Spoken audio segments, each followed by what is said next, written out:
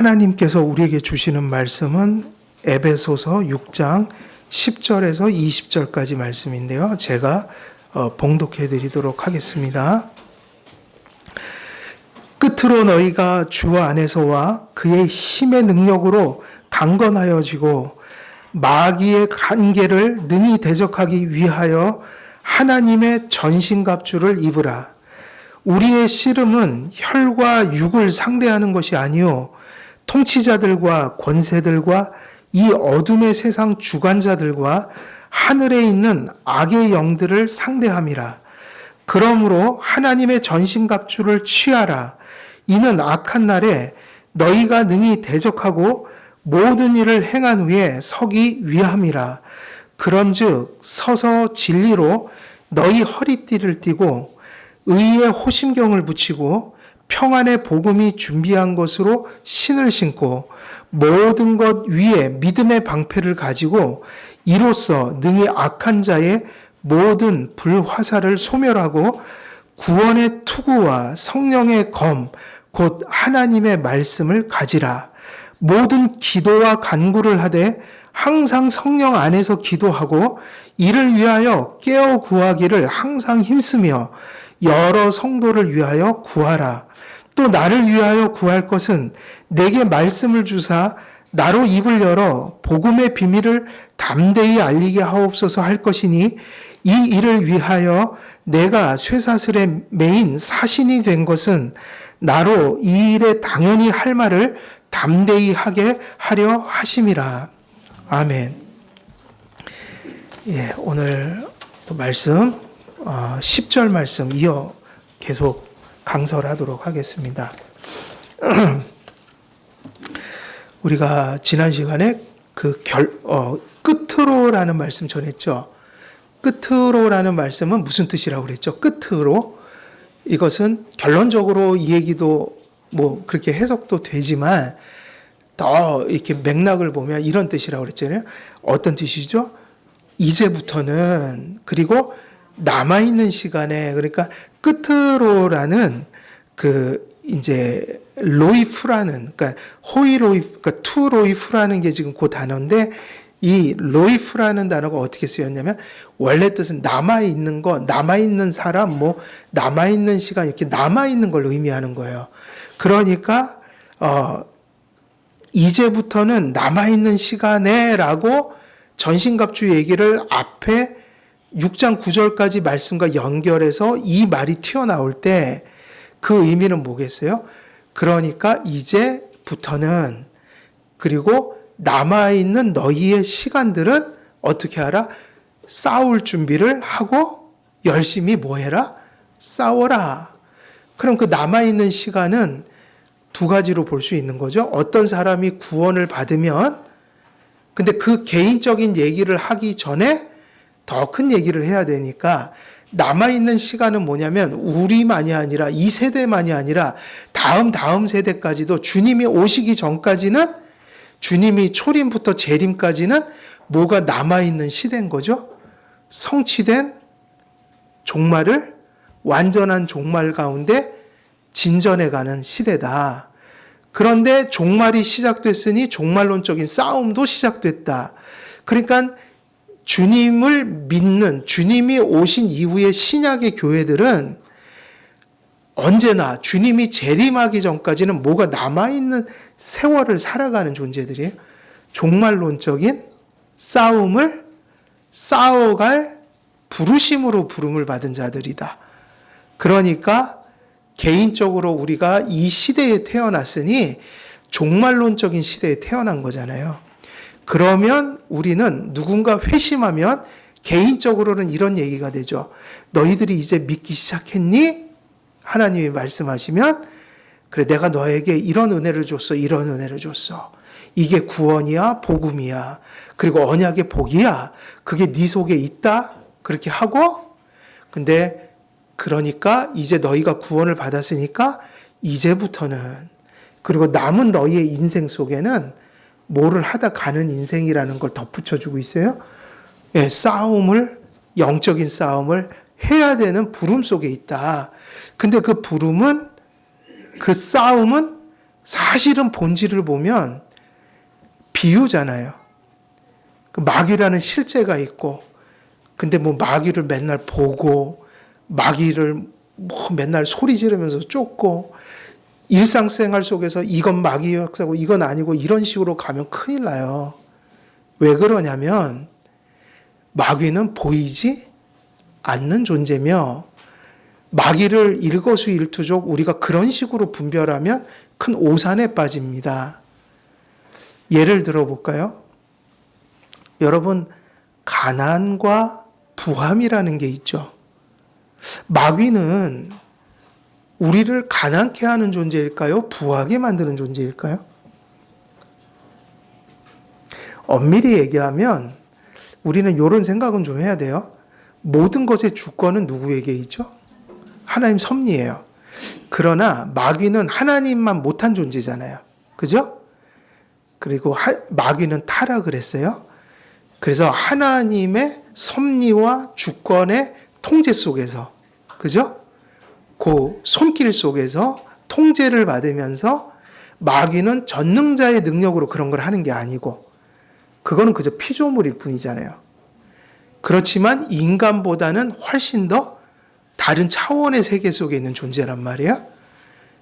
그죠? 그 세상 역사 속에 개입해서 하나님의 섭리적 통제 아래서 조건. 그렇지만 우리 삶의 상당히 많은 부분에 이런저런 일들을 개입하고 있다. 근데 성경이 이렇게 얘기를 한단 말이에요. 가난과 부는 마귀도 어느 정도 영향력을 끼쳐서 우리에게 그런 환경을 조성해 줄 수 있다.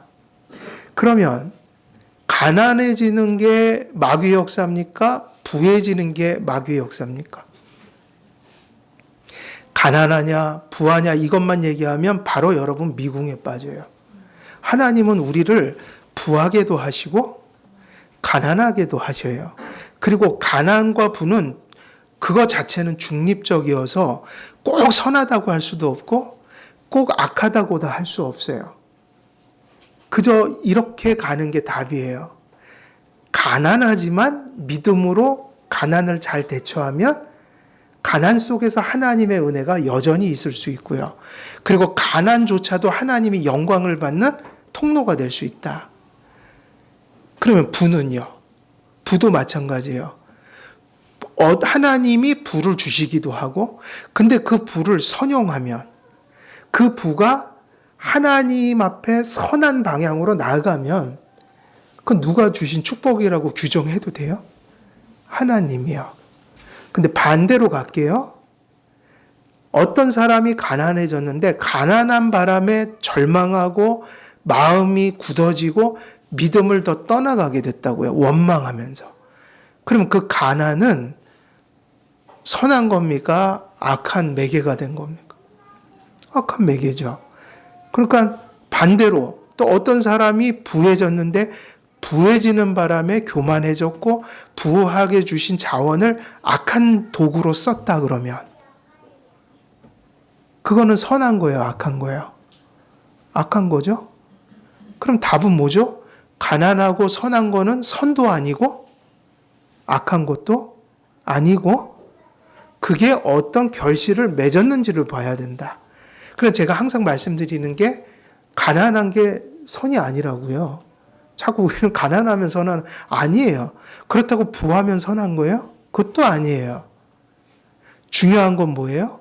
가난할 수도 있고 부할 수도 있고 심지어 하나님은 때를 따라 우리를 부하게도 하시고 가난하게도 하신다.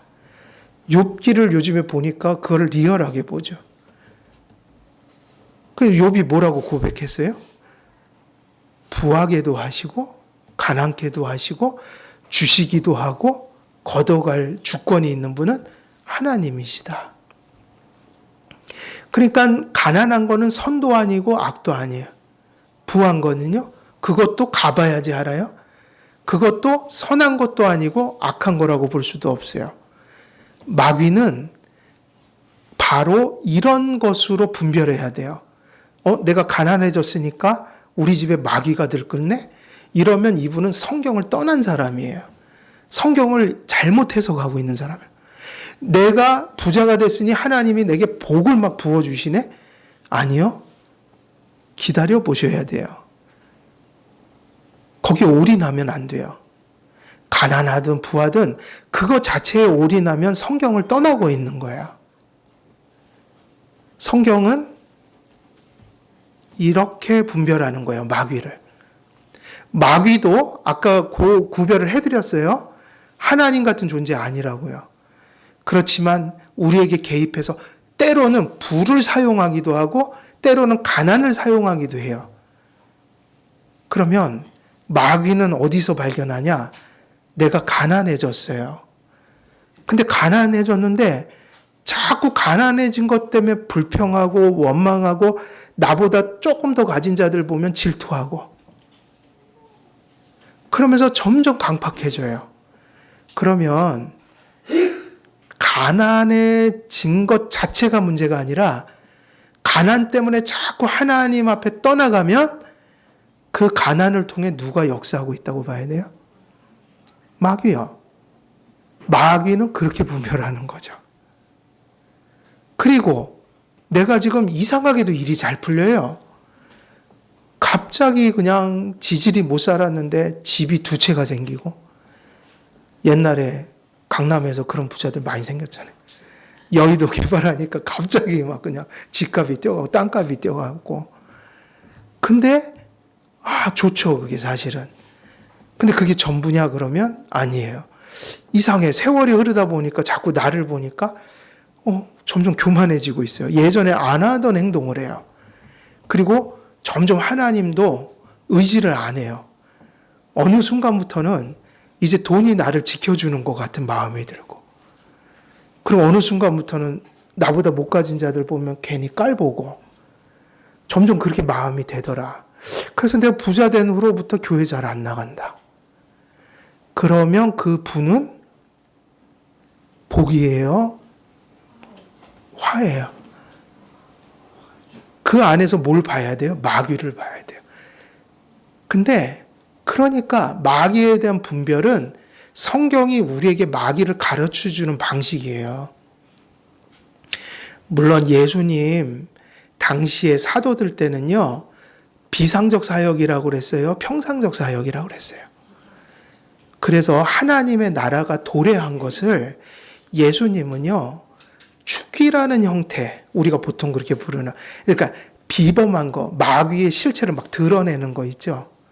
저 사람 속에 마귀가 들어있고 그러니까 마귀의 실체 있죠. 그걸 더 비상한 방식으로 막 드러내는 방식으로 마귀를 쫓았단 말이에요. 근데 이제는 그게 주가 되면 안 돼요. 지금은 비상이에요? 평상이에요? 그러니까 구약이나 신약이나 마귀는 언제나 동일하게 역사했다고요. 근데 성경의 강조점은 이런 데 있어요. 자꾸 그런 거, 뭐 마귀를 보는 거, 주문처럼 외워갖고 쫓는 그 의식들, 이런 식으로 접근하면 여러분이 본질을 떠나고 있는 거예요. 헛된 싸움을 하고 있는 거라고요. 그런 것을 성경이 강조하지 않아요.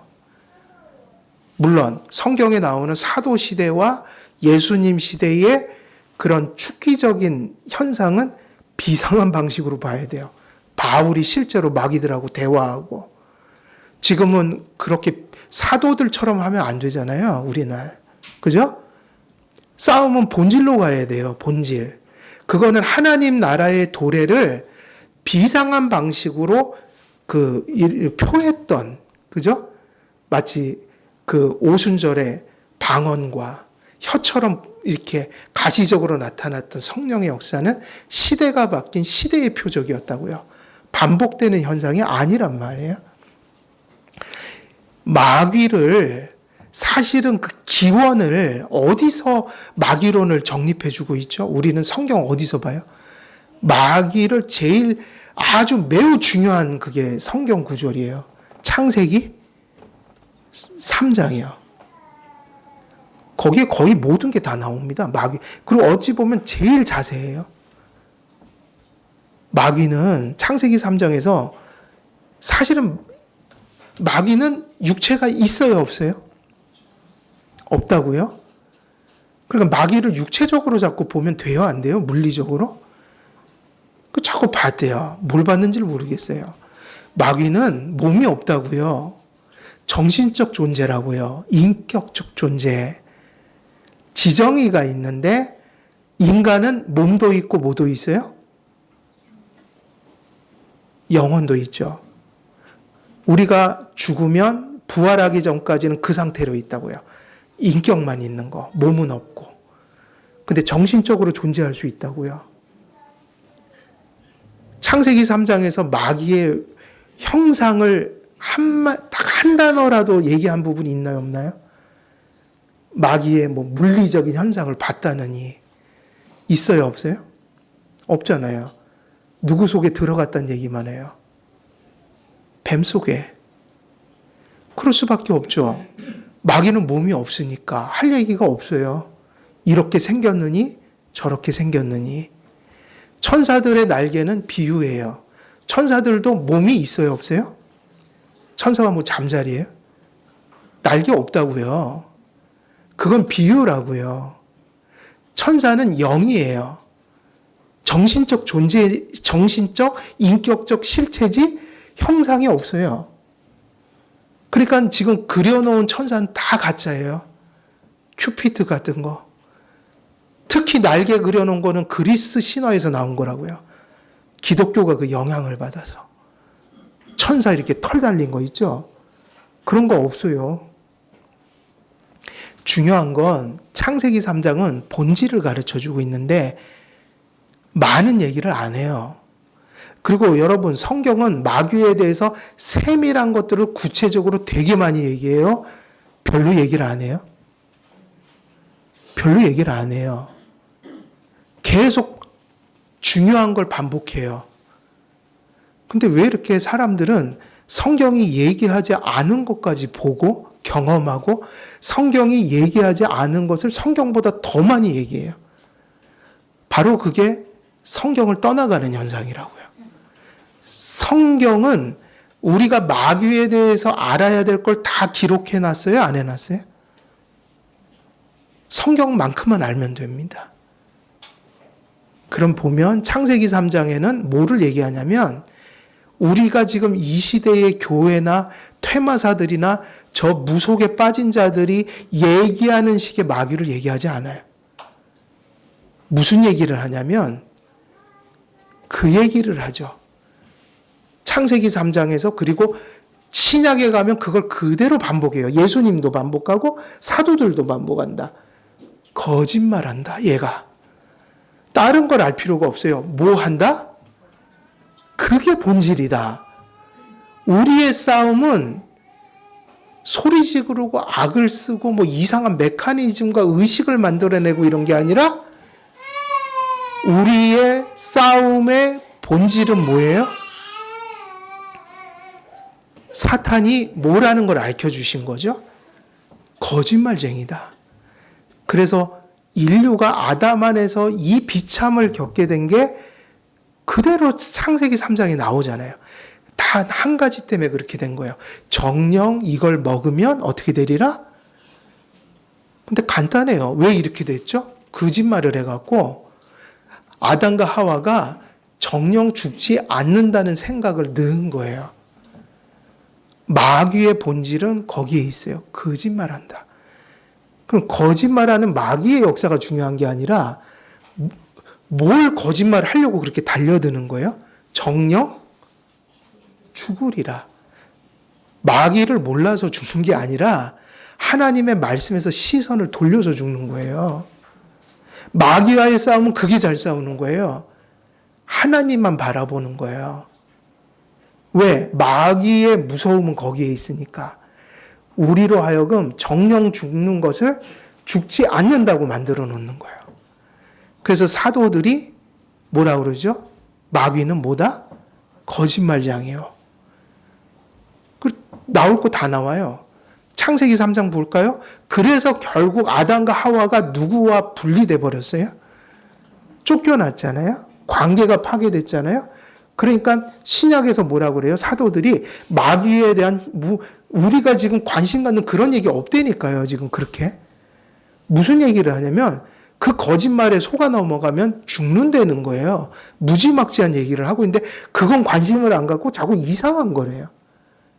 거짓말에 속아 넘어가면 어떻게 된다? 죽는다. 그래서 뭐라고 그랬죠? 사도들이 요한도 그러고 바울도 그러고 베드로도 그랬을걸요? 거짓말쟁이요. 그리고 예수님도 그 얘기 했다고요. 디아블로다, 마귀는. 걔는 거짓말장이다. 근데 거짓말이 왜 무섭냐면 그게 사람을 살인하는 방법이에요. 칼로 죽이는 게 아니라 거짓으로 죽여요. 그래서 마귀는 뭐다고요? 살인자다. 어떻게 죽여요? 하나님의 말씀을 뒤틀어서 그 말씀을 왜곡해서 말씀을 떠나가게 함으로 누구와 엉망진창이 되도록 만드는 거예요. 그게 마귀다 이 얘기예요. 그래서 살인자, 거짓말쟁이. 근데 요놈이 아주 사악해요. 아주 야만스러워요. 어떻게 하냐? 한 가지 더 나오는 게 있어요. 마귀는 뭐다? 참소자다. 참소. 그 욥기에 보면은 마귀가 하나님의 보좌 앞에 나가서 누구를 참소해요? 참소라는 게 이거예요. 이간. 인간관계 속에서도 제일 안 좋은 게 뭘까요? 인간관계 속에서 최고 추잡한 거. 그 뭐라고 할까요? 이간하는 거예요. 사람과 사람의 관계를 어떻게 하는 거예요? 그게 왜 추잡하냐면요. 하나님의 율법이 뭐죠? 하나님 사랑하고 이웃을 사랑하는데 마귀가 했던 짓이 그거거든요. 하나님과 인간 사이에서 이간을 하는 거예요. 거짓말로. 당연하죠. 인간과 인간 사이에 가장 큰 상처가 뭘 것 같아요? 이간을 통해 관계가 끊어지는 거예요. 누군가에. 그래서 하나님을 사랑하는 자들은요. 사람 관계 속에서도 그런 거 안 해요. 그래서 성경에 보면 그 얘기 있죠. 그 무슨 얘기죠? 그 거짓 증거 하지? 그게 이간하지 말란 소리예요. 헛소문 퍼뜨리고 동해라 당하지 말라. 왜냐? 그 인간의 관계를 파괴하는 가장 잘못된 인간의 해악이에요. 근데 그게 누굴 닮은 거예요? 이간을 하는 게 누굴 닮은 거예요? 마귀요. 마귀의 본질이 이간이란 말이에요. 사람과 사람 사이를 갈라놓는 거예요. 하나님과 인간 사이를 갈라놓는 거예요. 어떻게 해요? 뭐 가지고? 거짓말? 그리고 죽여요. 하나님 앞에 관계를 다 엉망이. 그래 놓고선 참소해요. 하나님 저거 보세요. 제가 죄를 졌어요. 누가 죄를 짓도록 유혹을 했어요? 그래 놓고선 누가 또 일러 바쳐요? 왜? 그러니까 죽이라고. 지옥에 보내라고. 지하고 평생 동거하고 싶으니까. 자기의 노예를 만들고 싶으니까. 그러면 성경을 쭉 보면요. 성경이 강조하는 건 그 부분이에요. 본질은 뭐다? 거짓말, 살인자, 그리고 참소해서 기소시켜서 요즘에 그 못된 검사들처럼 기소권을 남용해서 죄가 없는 자들을 죄를 씌워서 기소해서 넘긴다. 이게 뭐 하는 거냐면 무지 나쁜 죄예요. 이렇게 되는 게 뭐냐? 마귀의 본질이다. 그럼 보세요. 뭐가 지금 되게 중요해지는 거죠? 뭐를 속이고 뭐를 왜곡해서 뭐로부터 떠나가게 해서 결국은 지옥 보내는 거예요? 창세기 3장은 마귀에 대해서 얼마나 할 얘기가 많겠어요. 근데 별 얘기가 없어요. 중요한 것만 써놨어요. 결국 그 얘기 쓰는 거죠. 서신서에 나오는 그 얘기. 거짓말을 그렇게 잘한다. 결국 뭐냐? 정령 죽으리라는 하나님의 말씀을 누구로부터 떠나게 만드는 거예요? 아담과 하와에게. 그렇게 되면 이렇게 이제 결론이 지어져요. 지금 에베소서도 똑같은 얘기하는 겁니다. 전신갑주 얘기를 보면 거의 거기에 초점이 맞춰져 있지, 뭐 주문 외우라고 소리 지르라고 가르치지 않아요. 포커스는 어디 있냐면 마귀의 사역에, 마귀도 사역을 하겠죠? 열심히 일하잖아요. 죽으라고 일해요, 마귀는. 그럼 마귀의 본질이 뭐냐? 그러면 칼빈은 그렇게 얘기했다고요. 하나님 앞에서 인생의 마음을요, 굳어지게 만드는 거예요. 이게 바로 마귀의 역사인 거예요. 마음을 어떻게 한다고요? 하나님을 향해서 어떻게 만드는 거예요? 굳어지게. 그래서 여러분, 굳어진다는 게 뭐냐면 강팍해진다는 얘기예요. 그걸 달리 표현하면 믿지 않게 만들거나 믿는 자들은 점점 의심 속에 자꾸만 하나님의 말씀으로부터 멀어지는 믿음을 만든다. 그럼 아까 다시 제자리로 돌아가서 가난한 게 복입니까? 선입니까? 부한 게 복입니까? 선한 겁니까? 하면 그거 자체로는 얘기할 수 없다고 했죠. 근데 내가 가난한데 가난 때문에 자꾸 신앙과 멀어져요. 내가 부해졌어요. 근데 부한 게 하나님과 가깝게 만드는 게 아니라 이상하게 멀어지게 한다면 그것을 마귀 역사로 보라는 거예요. 마귀는 그렇게 분별을 해야지요. 뭐 꿈에서 뭐를 봤길래, 뭐 내 눈에 뭐가 나타났길래, 내 감정이 뭐 이렇게 느껴지길래 하는 게 아니라, 그럼 여러분은 지금 헛싸움을 하는 겁니다. 성경은 거기에 강조점을 둔단 말이에요. 뭐냐? 내 마음을 말씀으로부터 멀어지게 하는 게 마귀가 바로 역사하는 목적이다. 그러니까 여러분, 구체적인 거 자기 경험으로 얘기하면 각자의 경험이 다 다른데 무슨 경험으로 마귀를 분별해요? 각자의 경험이 다른데. 그리고 우리가 매일 삶 속에서 이렇게 맞이하는 삶이 얼마나 복잡한데요. 그건 설명도 못해요, 다. 그러면 우리가 또 그러면 이게 마귀 역사인가 저게 마귀 역사인가, 이걸 다 어떻게 정리하고 살아갑니까? 지적으로. 되게 간단하죠. 그게 아니라 본질을 보라는 거예요. 맥락이요. 성경은 어떻게 영분별을 하냐면 가난해졌다고 지금 하나님이 멀리 계신 것도 아니고, 부해졌다고 하나님이 멀리 계신 것도 아니고, 가난해졌다고 하나님이 그렇다고 가까이 하시는 것도 아니고, 부해졌다고 가까이 하시는 것도 아니다. 그건 가깝고 먼과 아무 상관이 없다. 그런데 중요한 게 가난 때문에 자꾸 이렇게 간다면 마귀가 가난을 통해 역사하고 있다고 봐도 무방하다. 그 본질이 뭐냐면 하나님 말씀이란 말이에요. 그것을 내가 어떻게 반응하고 있느냐.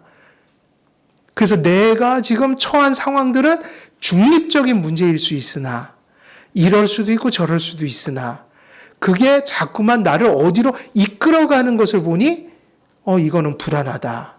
이렇게 분별을 하셔야지 그 수만 가지 상황들 속에서 우리가 제대로 정신을 차리고 살아가지, 그 상황 자체에 함몰돼갖고 이게 뭐고 저게 뭐고 이런 식으로 자꾸 얘기하기 시작하면 참 어려워진다. 본질을 호도하게 된다는 거예요. 그러니까 우리가 생명처럼 여기는 것도 하나님을 자꾸 멀어지게 하면 칼을 빼들어 지난번에 말씀드린 것처럼 말의 모가지를 베어버리듯이 베어버릴 필요가 있다 이거예요. 그 좋고 나쁨은 얼마나 우리의 합리화를 인해서 포장될 수 있는데요. 어쩔 때는 우리는 나쁘지 않은 것을 나쁘다고 막 정죄할 때도 있고요.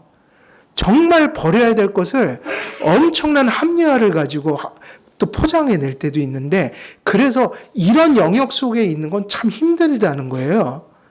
근데 성경을 똑바로 본 사람들은 알아요. 심지어는 마귀는 악한 것만 가지고 하지도 않아요. 무엇을 가지고도 사람을 지옥 보내요? 선한 가치. 제가 대표적인 거 하나 예를 들어볼까요? 도덕이요. 도덕이 나빠요? 좋아요? 그 당연하게 좋은 거죠. 근데 사탄이 도덕을 가지고 장난치면 도덕 때문에 예술을 합니다. 자기가 도덕적이다 이거예요. 나는 열심히 도덕적으로 살았다는 거예요.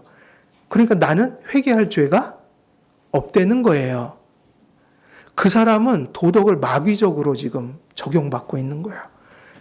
아무리 도덕의 가치를 인정하고 추구하고 살지만 도덕의 완전한 기준을 우리가 이루는 사람은 아무도 없어요. 자기가 죄인인 거 알고 살아야 된단 말이에요. 근데 마귀는 그런 생각을 자꾸 불어넣는다니까요. 신학적으로. 마치 인간이 도덕을 완성할 수 있는 것처럼.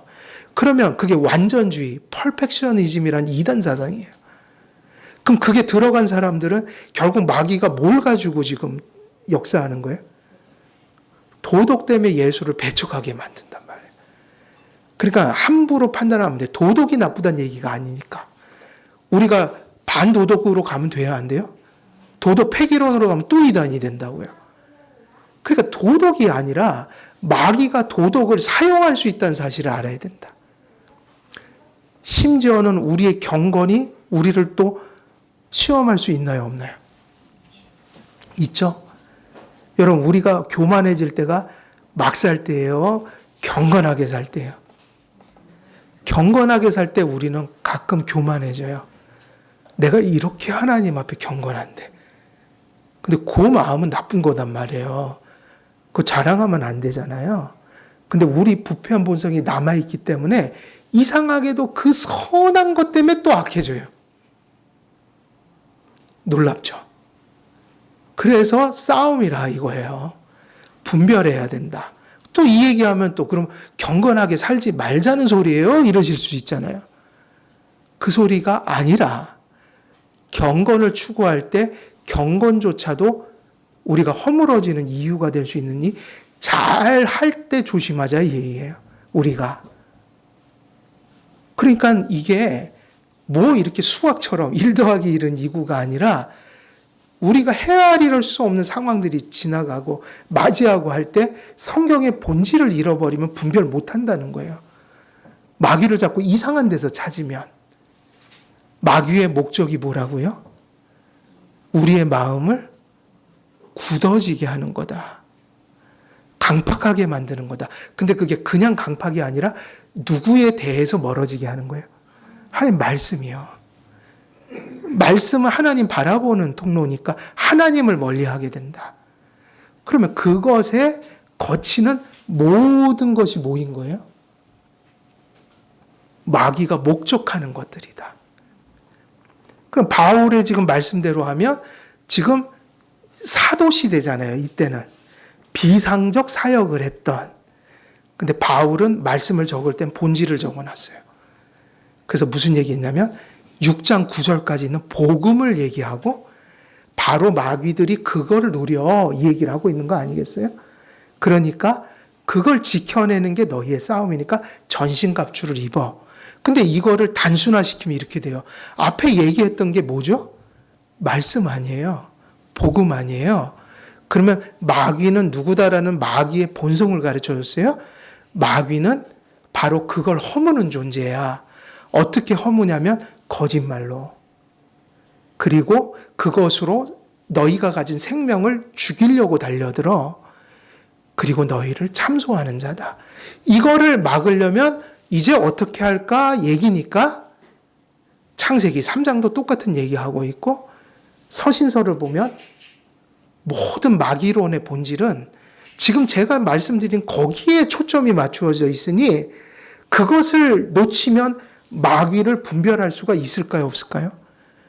마귀의 가장 큰 속성, 마귀가 가장 원하는 바, 그리고 마귀가 온갖 수만 가지 방법으로 결국 이루려고 하는 한 가지 뜻, 그것은 말씀을 떠나게 하는 거라고요.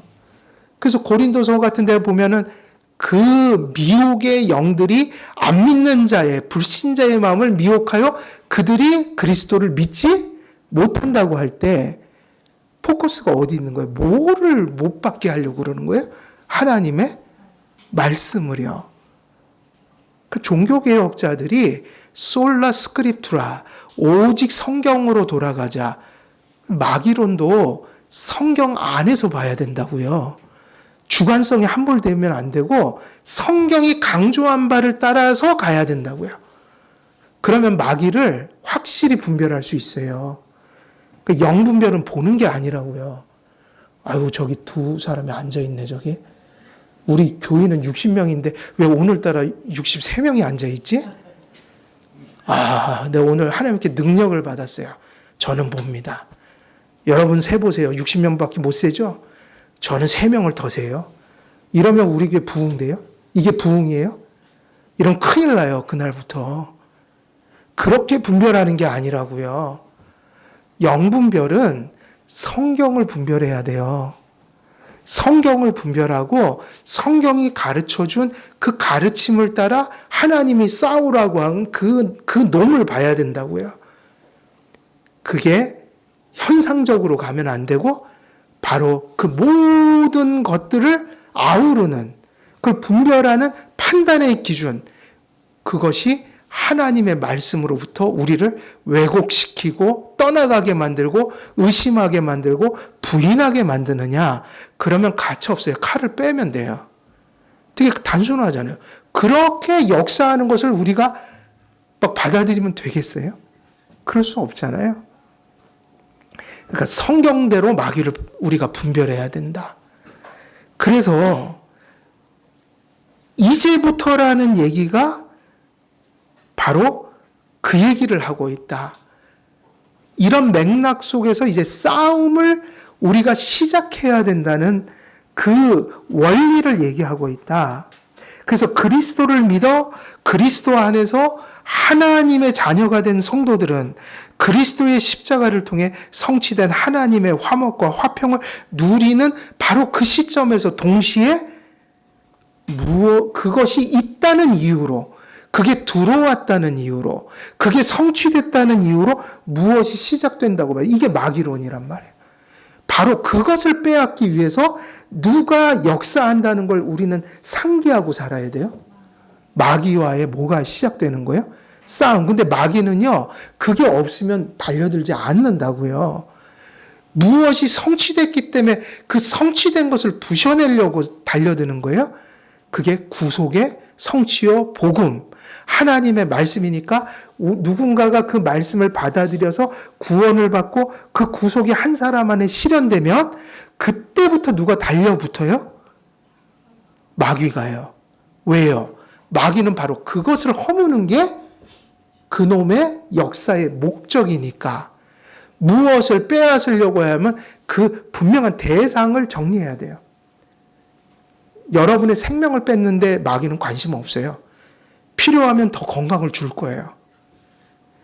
그런 게 관심사가 아니라 필요하면 건강을 줌으로, 필요하면 건강을 뺏음으로 한 가지 목적은 뭐다? 그걸 통해서 그 사람이 하나님을 버리도록 만드는 거다. 이게 본질이니까 건강하냐, 덜 건강하냐, 이거는 중요한 게 아니에요, 마귀하고. 중요한 건 그것을 통해 무슨 결과가 드러나고 있느냐, 어디로 지금 흘러가고 있느냐, 이 분위기를 우리가 분별해내야 된다. 근데 말씀 속에 이미 다 가르쳐 주셨다. 뭐를 가르쳐 주셨죠? 거짓말쟁이, 살인자, 참소자. 마귀는 오로지 이것을 목적한다. 마귀와의 싸움, 마귀와의 분별력은 이것으로 하는 것이다. 그렇게 되면 우린 정당해요. 성경 따라 분별하고 있기 때문에. 성경에서 얘기할 수 있는 내용이라고요. 그래서 성도들은 초림부터 재림 때까지, 그리고 그들이 어느 시점에선가 그리스도를 믿음으로 모시고 거듭나 용서받고 새로워진 그 시점부터 그들의 남은 모든 생애, 그리고 지구상의 지금 역사에 남은 그 역사를 전신갑주를 취하고 기도하면서 싸워야 하는 것. 이게 바로 무슨 말의 의미라고 했어요? 끝으로. 이제부터는 남은 시간들은 은혜와 함께 벌어지는 게 뭐다? 재림 때까지는, 죽을 때까지는 싸움이다. 그러니까 성도에게 뭐가 있는 거예요? 싸움이요. 그러니까 찬송가에도 마귀들의 군사들과 막 싸우자고 하잖아요. 그것이 그냥 있는 말이 아니라, 근데 많은 사람들은 그걸 은사주의적으로 해석하니까 다른 싸움을 싸우고 있는 거예요. 우리는 그걸 부르면서 이걸 생각해야 돼요. 하나님의 복음을 지켜내야지. 여기서 떠나가지 말아야지. 어떤 일이 있어도 이것을 빼앗기지 말아야지. 이게 그리스도의 군사니까 하나님의 전신갑주 입어라, 기도하라. 이거는 그 말하고 아무 다를 바가 없어요. 특별한 걸 얘기하는 게 은혜의 수단을 붙들고 너희들이 잠들지 않도록 은혜를 강구하라. 전신갑주 얘기가 갑자기 이상한 얘기가 아니라고요. 마귀와 싸우는 것이 특별한, 마귀와 싸울 때만 그 들어맞는 특별한 메커니즘이 있는 게 아니라 은혜의 수단을 붙들고 말씀과 기도 안에서 신앙의 은혜를 받아서 깨어서 사는 거. 이게 누구와의 싸움의 본질인 거예요? 예. 근데 이상하게 마귀 얘기만 나오면 이제는 다른 싸움으로 들어가기 시작해요. 그거 다 내려놓고, 그게 참 이상하죠? 지금 여기서 무슨 얘기하는 거라고요? 은혜의 수단. 전신갑주 이제 하나하나 다 갈 거거든요. 하나하나. 다 풀 거예요. 근데 전신갑주 보면 은혜의 수단이에요, 그냥. 그렇지 않아요? 말씀의 검을 뭐 얘기하고. 자꾸 이상하게 왜곡되면 안 된다. 그래서 성도들은 에베소서 1장 1절부터 6장 9절까지 바울이 선포한 영감받은 바울의 의도였다고 볼 수 있습니다. 죄송해요. 여기까지 바울이 선포한 하나님의 영원한 선택과 그리스도 안에서 성취된 구속, 말씀과 성령으로 구원이 택함받은 각 성도들에게 임하는 구원의 서정, 그리고 그리스도의 몸을 이루라는 교회론, 그리고 언젠가는 교회를, 온 만물을 충만케 하시는 그 충만으로 교회를 충만케 해서 언젠가는 교회와 우주가 일치된 새로운 질서로 새롭게 될 것이라는 종말론. 이 모든 것들이 바로 누가 뺏어가고자 하는 믿음이고 내용인 거예요? 마귀요. 우리가 뺏기지 않으려고 길을 쓰는 건 그런 것들이어야 돼요. 나머지는요, 안 뺏겼을 수도 없고, 그렇다고 또 안 누릴 수도 없어요. 어쩔 때는 주시면 누리고, 또 그런 것, 어떤 것들은 시간이 되면 또 결핍이 와요. 그래서 전도서에서 그 말 너무 중요해요. 사람이 태어날 때가 있으면 뭐 할 때가 있다고요? 죽을 때가 있고, 또 건강할 때가 있으면 병들 때가 있고, 또 병들 때가 있으면 또 뭐 할 때가 있어요?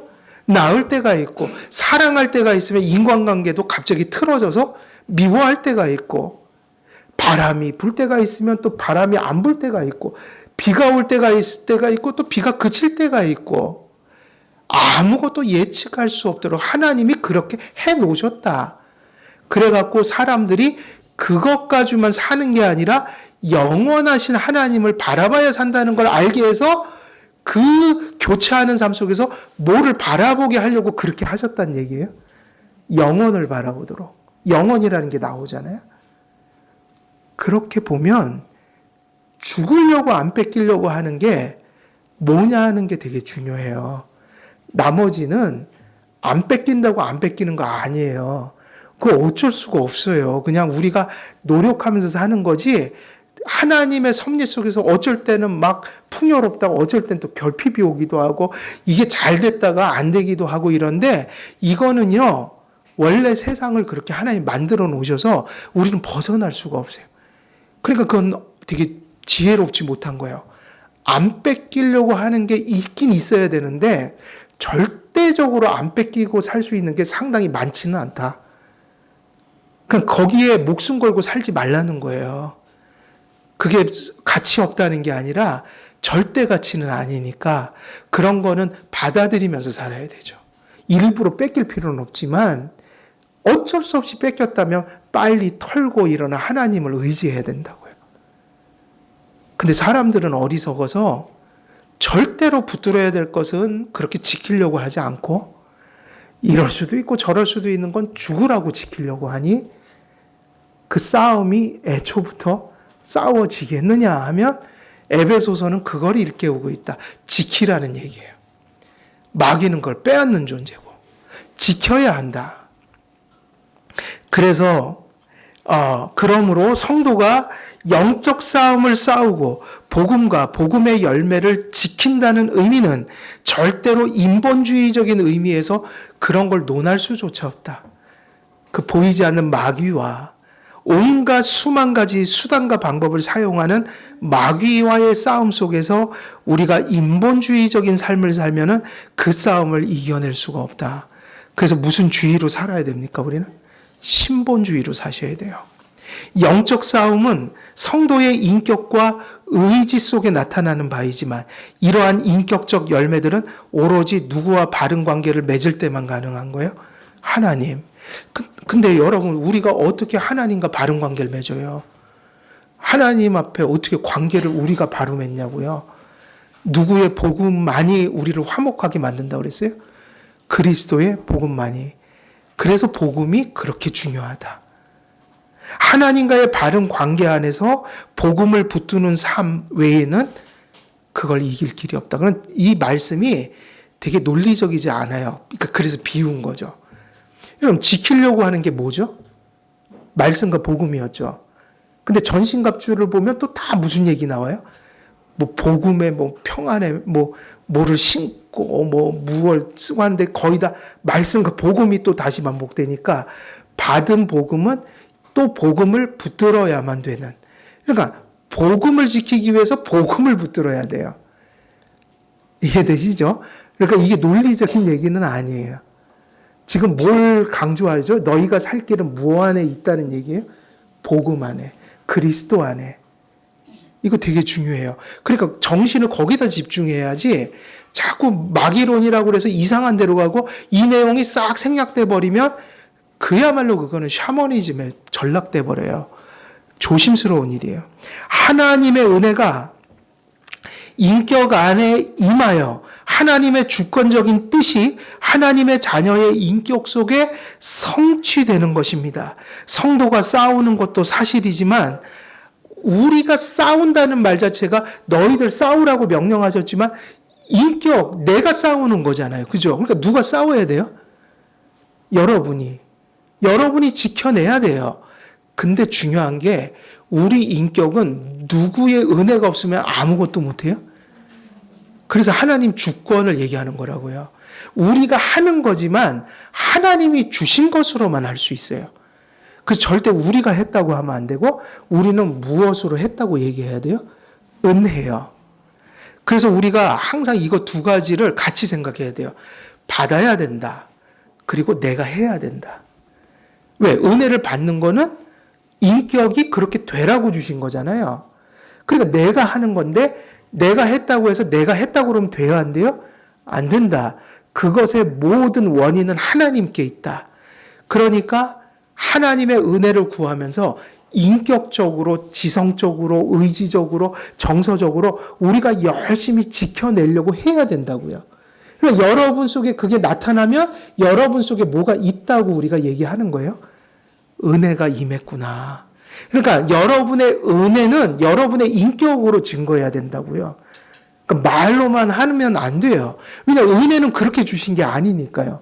여러분의 인격 속에 역사하시려고 하나님이 임한 거니까 은혜를 받았다라고 한다면 내 은혜가 인격에 임함으로 그 가장 하나님의 그 은혜 받은 증거는 내 생각이 바뀌어지고 의지가 바뀌어지고 정서가 바뀌어지는 거죠. 그래서 우리는 영광을 돌리죠. 하나님이 붙들어 주셔서 지켜냈습니다. 그래서 은혜가 절실하다. 하나님의 주권적인 뜻이 하나님의 자녀의 인격 속에 성취되는 겁니다. 성도가 싸우는 것도 사실이지만 하나님께서 뭐 한 것으로 싸우는 거예요? 주신 것으로. 그러니까 전신갑주 이렇게 얘기하지 않고 앞에 수식어가 달렸잖아요. 무슨 전신갑주예요? 하나님의 전신갑주. 우리는 우리의 것으로 못 싸워요. 하나님의 것으로. 그래서 무슨 수단을 붙들려고 한 거예요? 은혜의 수단. 그 은혜의 수단이 가장 가시적으로 공적으로 가장 발현된 모습으로 주어진 게 뭐냐면 주일이에요. 여러분, 주일만큼 은혜의 수단이 발휘되는 날이 있어요, 없어요? 사실이라고요. 평일날은요, 일하느냐고 정신 없어요. 그리고 목사도 평일날 돌아다니면서 설교 못해요. 가장 갖추어진 날이 언제예요? 은혜의 수단이 아주 충만하게 강렬하게 드러나는 날. 주일이에요.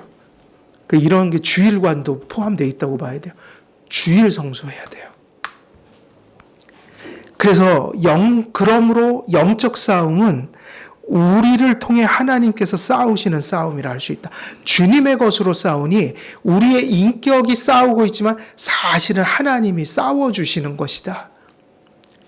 실제로 영적 싸움은 그리스도께서 이미 성취하신 무엇 안에 있다고 생각하고 싸워야지 맞는 거예요. 그래서 잘못된 마귀론이 들어오면 공포에 휩싸이고, 마귀론이 바로 정립되면 기쁨과 소망 속에서 싸워요. 그래서 보통 은사주의하는 마귀론이 잘못된 교회들은 성도들이 왜 그 교회를 그렇게 쫓아다니냐면 공포에 질려 있어서 그걸 해야지 이제 안심을 하고 사는 거예요. 근데 원래 마귀론은 우리에게 소망을 주려고 마귀에 대한 정보를 주고 있다고요. 중요한 건 여러분은 그리스도께서 이미 뭐한 싸움을 참여하는 거예요. 승리하신. 계시록 할 때 강조했잖아요. 그럼 여러분에게 전신갑주 입고 싸워, 이 얘기는 싸워 힘들 거야 이 얘기도 있지만 거기에 들어가야만 또 뭐를 경험하는 거예요? 그리스도께서 승리하신 승리를 나의 승리로 맛볼 수 있는 거라고요. 왜? 운동장에 들어가야 하니까. 되게 중요한 얘기예요. 이기려고 싸우는 게 아니라 이미 누가 승리해 놓으셨어요? 그렇죠. 승리했는데 승리한 승리가 아직 완전하게 발현되지 않고 있으니 종말에 가서 그게 완전히 나타날 거다. 그러나 지금도 우리가 참여하고 있는 건 승리예요. 그러니까 마귀하고 싸우라는 것은 이제 너희가 조금 고단할 거야 이 얘기도 있지만, 위로가 되는 것은 그리스도의 승리를 경험하려면 또 어디에 들어가야지 그걸 경험하는 거예요? 싸움 속에. 왜? 싸워야지 승리를 경험하니까. 은혜를 경험하는 또 하나의 영역이다. 성도들이 싸우는 것을 힘들다고 하지 말라. 왜? 승리하신 승리를 참여하는 하나님의 방법이기도 한 거예요. 그래서 우리는 그리스도 안에서 그리스도의 승리 안에 영적 싸움의 실천을 통해 이것에 참여하게 된다. 그리스도의 승리가 우리가 승리하는 것이니 이 싸움은 오로지 그리스도 안에 거할 때 이길 수 있는 싸움입니다. 하나님은 이미 이기셨습니다. 근데 누구 안에서 이기셨어요? 그리스도 안에. 그러니까 이 승리는 누구 안에만 있어요? 그리스도 안에만. 그러니까 우리가 그리스도 안에서 전신갑주를 입고 싸우기만 한다면 이미 승리한 싸움이니 싸움의 의미는 승리를 경험해 가는 거예요. 승리를 경험해 가는 거라고요. 그러므로 바울은 인간의 전신갑주와 자신의 능력을 의지해 영적 싸움을 싸우는 것이 아니라 오로지 하나님의 전신갑주를 취하고 기도로 하나님께 의지하여 싸우는 것이 영적 싸움에서 승리하는 길이라고 가르쳐주고 있는 것입니다. 시간이 이제 또 다 됐어요, 오늘. 그래서 여기까지 마치고요. 오늘 말씀 정리를 해드리면 마귀의 본질을 바르게 이해해야 된다는 거예요. 그리고 뭐를 바르게 이해해야 된다고요? 마귀가 무엇을 위해서 목적으로 그건 하나로 귀결된다. 그건 성경에 있다 없다? 구체적인 건 없지만 그 본질은 성경에 많이 언급된다. 그래서 마귀를 어떻게 이해해야 된다고 그랬죠? 살인자, 거짓말장이, 참소자. 근데 이 모든 것들을 다 맥락을 보면 무엇에 대해서 그러냐면 하나님의 말씀이고요. 하나님의 말씀을 믿는 그 믿음이 공격의 대상이란 말이에요. 마귀의 본질은 하나님을 떠나게 만드는 거예요. 굳어지게 하는 거예요. 멀어지게 하는 거라고요. 그게 창세기 3장의 오리진, 타락론의 오리진 속에 수많은 얘기가 필요한데 그 얘기밖에 없어요. 서신서도 마찬가지예요. 그러니 우리가 영분별을 한다는 것은 마귀가 어떤 존재이며 그것의 본질이 뭐고 그놈이 행하는 일의 목적이 뭔지를 정리하는 게 마귀론이다. 성경 전체 속에서, 성경의 전체 가르침의 맥락 속에서. 그래서 우리는 이제 영적 싸움을 이렇게 좀 정의를 하고 가자는 거예요. 마귀라는 실체가 있죠. 분명히 있어요. 근데 우리는 몰라요. 어떤 메커니즘을 가지고 역사하고 있는지. 지금 우리 어디서 어디 있는지 몰라요. 그죠? 그러니까 물리적으로 모른다는 거예요. 근데 우리는 알아요. 그래서 이렇게 정의 내릴 수 있어요. 우리는 마귀의 괴계를 분별하여, 이게 영적 싸움이에요. 은혜의 수단을 붙들고 기도함으로 은혜를 구하며 그 받은 은혜로 그리스도 안에서 그리스도와 함께 무엇을 지켜내는 것이 영적 싸움이다. 복음이요. 요약하면 복음이고, 그걸 넓게 얘기하면 하나님 말씀 전체. 그죠? 바로 그것을 지켜낸다. 바울의 말대로 하면 구속의 교리와 실천의 교리를 우리가 그 실제를, 그것이 가리키는 실제를 우리의 신앙생활 속에서 이제부터 그리고 남아있는 시간까지 그것을 지켜내고자 분투하는 것이다. 그럼 여러분이 영을 분별하고 있는 것이고 여러분이야말로 영적인 싸움을 성경이 명령한 대로 건전하게 잘 싸우고 있는 것이다. 이렇게 결론을 내면 될 것 같아요. 그래서 오늘은 여기까지 말씀을 전하겠습니다. 제가 기도하고 마치겠습니다. 하나님 아버지, 말씀을 통하여 마귀가 어떤 존재인지, 그것이 어떤 목적을 통하여 일관되게 역사하고 있는지, 수만 가지 상황 속에서도 변함없이 그 맥락을 따라 역사하니 우리가 어떻게 마귀를 분별하며 또 우리가 그 싸움을 성경의 의도대로 싸워가야 할지 오늘도 말씀을 통하여 선포하였습니다. 그 말씀들 가슴 속에 기억하게 하시고 현실 속에서 그 말씀을 진실로 믿음으로 더럽고 추악한 마귀의 괴계를 물리치고 그 복음을 지켜내며 하나님 나라 속에 그 큰 승리를 누리면서 살아가는 저희들 될 수 있도록 성령으로 함께하여 주옵소서. 감사드리오며 우리 주 예수 그리스도의 이름으로 기도드리옵나이다. 아멘. 정철수 장로님 기도